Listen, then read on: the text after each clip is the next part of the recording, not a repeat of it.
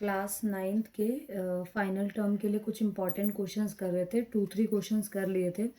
अब next question है find the value of root 15। ये MCQ बेस्ड क्वेश्चन है, इसमें हमें रूट 50 की वैल्यू निकालनी है। तो पहले 50 का LCM ले लेते हैं या प्राइम फैक्टराइजेशन। 2 के टेबल से 25, 5 के टेबल से 5, 5 के टेबल से 1। अब दो 5 का एक 5 बाहर कॉमन आ गया, अंदर बच गया 2, तो हमारा आंसर क्या आ गया 5√2। Next question find the coefficient of y। इसमें y की वैल्यू निकालनी है। कोफिशिएंट ऑफ y बताना है। कोफिशिएंट का मतलब होता है उसके एग्जैक्ट साथ में क्या है। तो पहले यहाँ पे इक्वेशन दे रखी है, इसको सॉल्व कर लेते हैं।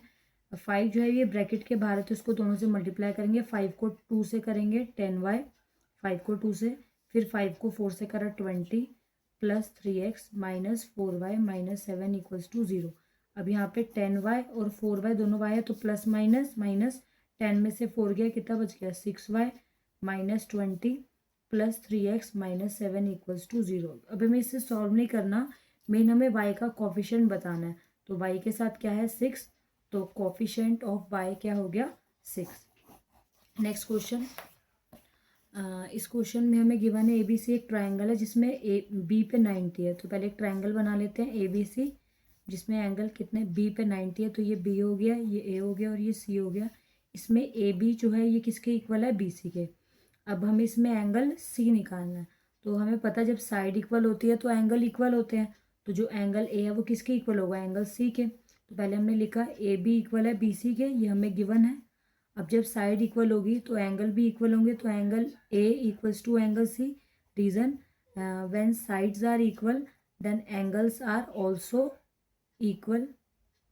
अब इसमें हमें 90 गिवन है, इसमें एंगल सम प्रॉपर्टी लग जाएगी। Angle A plus angle B plus angle C equal to 180। Reason लिखेंगे एंगल सम प्रॉपर्टी, क्योंकि ट्राइंगल में तीनों एंगल का सम 180 होता है। अब यहाँ पे हम एंगल A की जगह पर एंगल A लिखेंगे, एंगल B की जगह 90। क्योंकि एंगल A और एंगल C सेम है तो एंगल C की जगह पर भी क्या लिख देंगे, एंगल A। अब एंगल A प्लस A क्या हो जाएगा, 2 of angle A plus 90 equals to 180।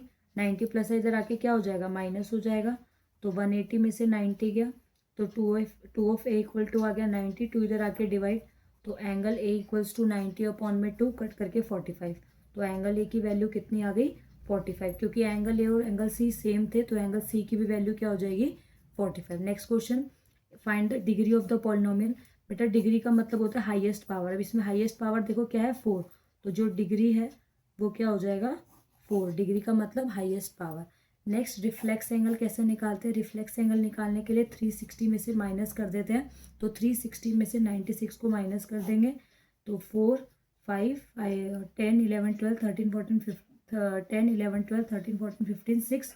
तो आंसर इज 264।